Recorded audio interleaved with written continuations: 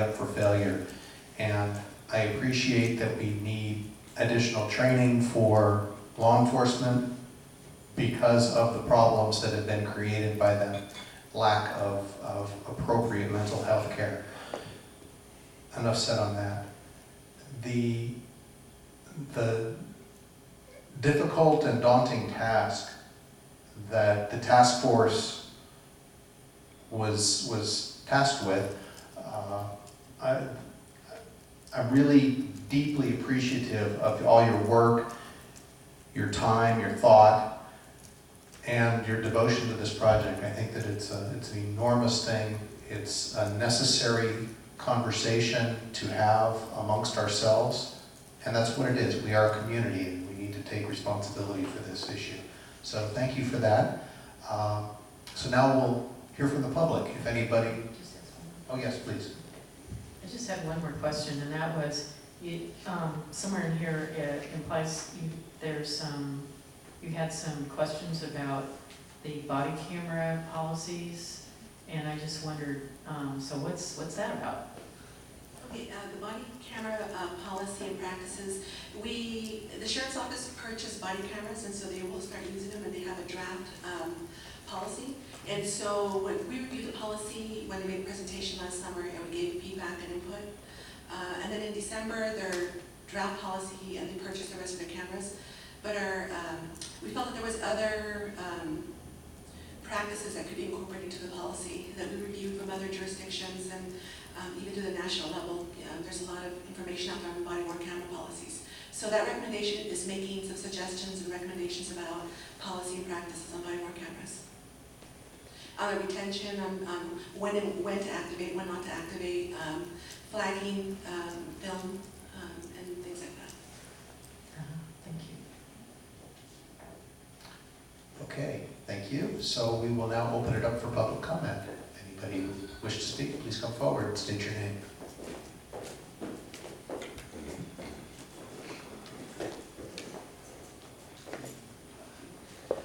Lindenberg, Sebastopol.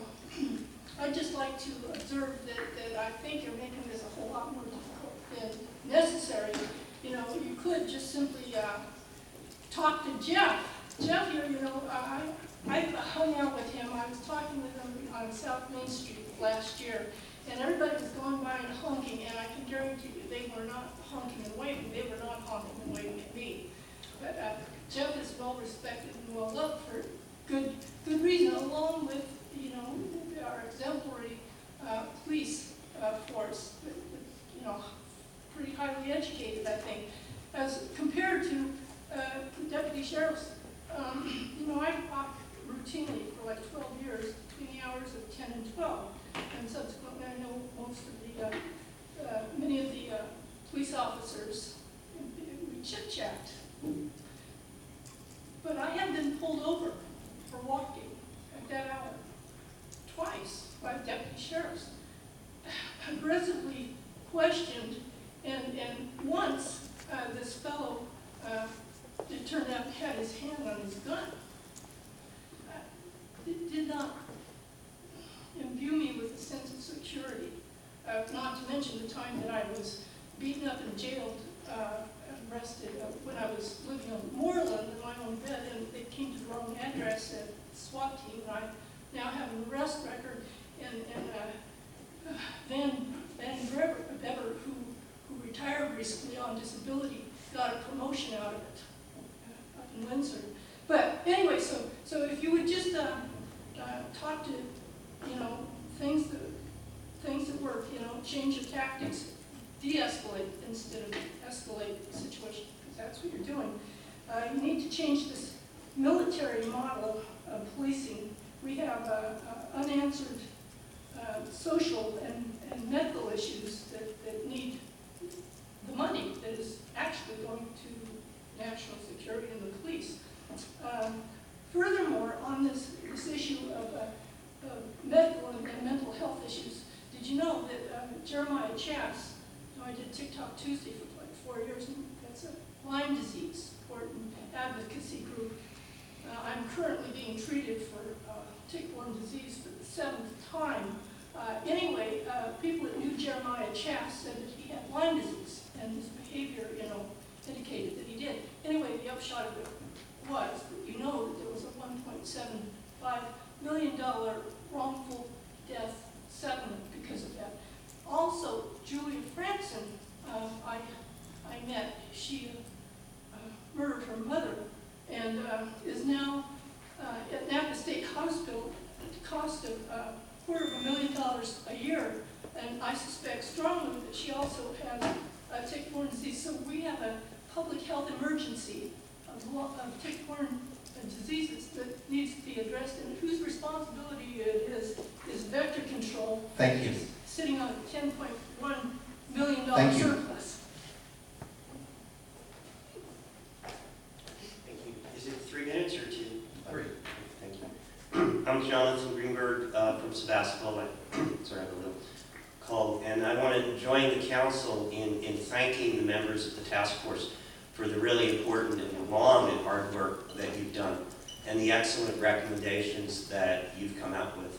I think it's, a real credit to our community that we could come together, that you could come together and really join and listen. And I attended one meeting, and there really was a lot of community outpouring. I want to speak specifically to some of the recommendations. I really support the creation of an independent oversight entity, DOIA, and I'd like the City Council to also support that. The enhanced alternative use of force is so essential. To me, the Lopez situation is about, the tragedy is about the decision, the poor choice to escalate as opposed to de-escalate. To be an enemy of the people instead of a peace officer serving the peace. And it really was a poor choice. I don't think he was a racist. I don't think Eric Gelhaus was a killer.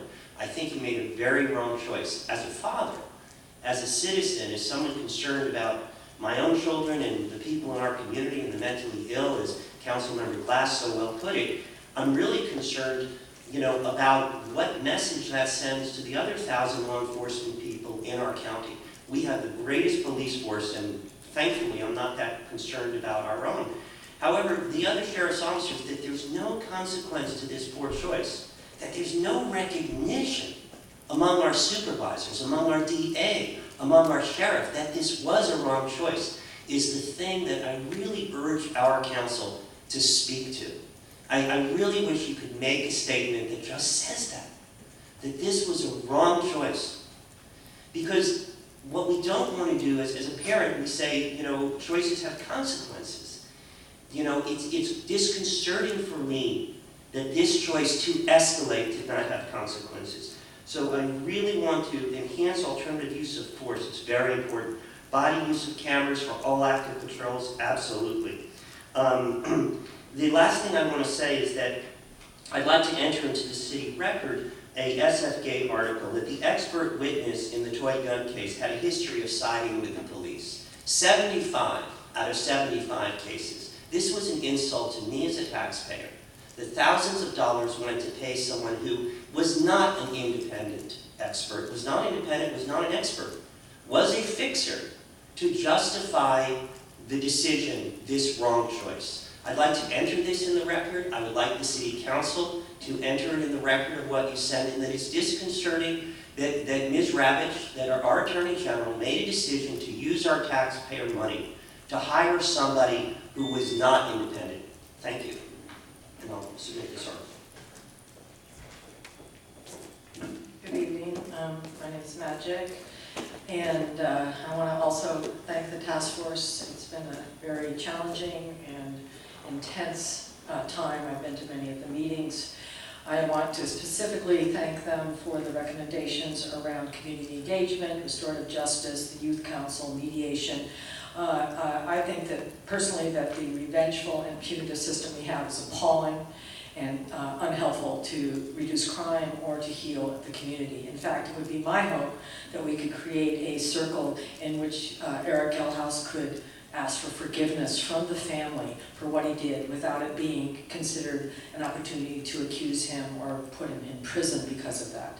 On the other hand, the task force did make a recommendation to the board to get Gale House off the streets, and that has been dropped, and I would appreciate it for the healing of the community that you also recommend that Gale House be removed.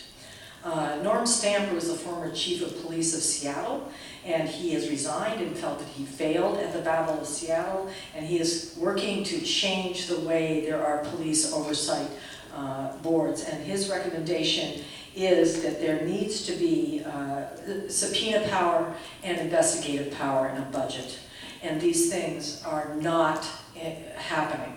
There also is saying that the grand jury won't work, but the grand jury is a legal option to use subpoena power that could be worked into the system. I think that's important that that be considered. Also, I suggested at the task force that there be a minority opinion. There's 21 people, and one of the opinions could be what is legally possible now, because it's not the job of the task force to create the legal system or how it's legal, but to recommend what is best. And one that says, we really feel without these laws being changed that it can't be effective. And that's where we need the investigative power. On this diagram, there is not part of the diagram that we saw at the task force was at the requesting that the sheriff cooperate. So basically the sheriff can just say no to all of this. And the other thing is this was modeled after the San Jose Independent Auditor's Office, and sadly, although there's many good pieces to this model, according to the statistic, it has not reduced any of the police brutality or killings that have happened by police or their accountability. So it doesn't seem to be actually working.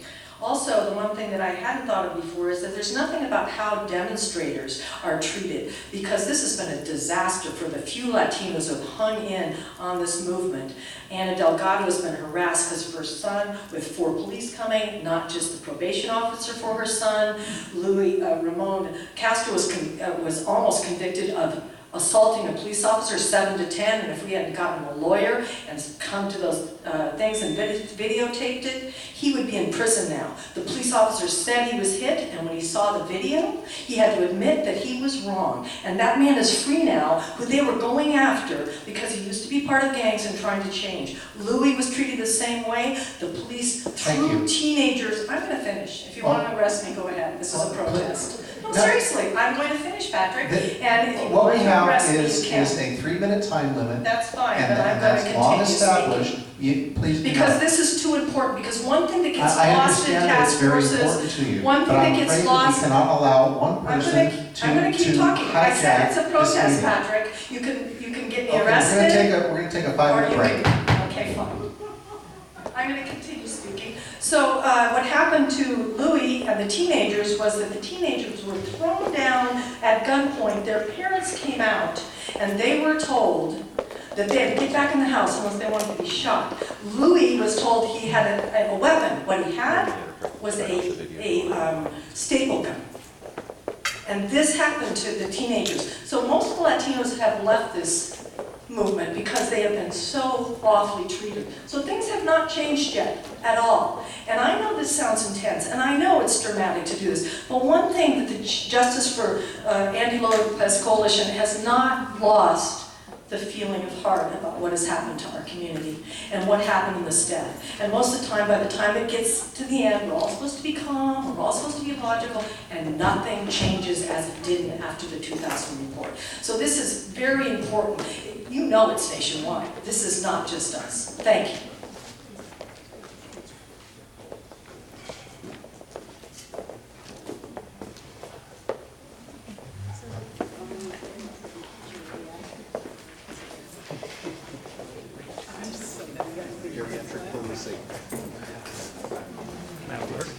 How are you? Oh, I know. She's more than once tried to run me down.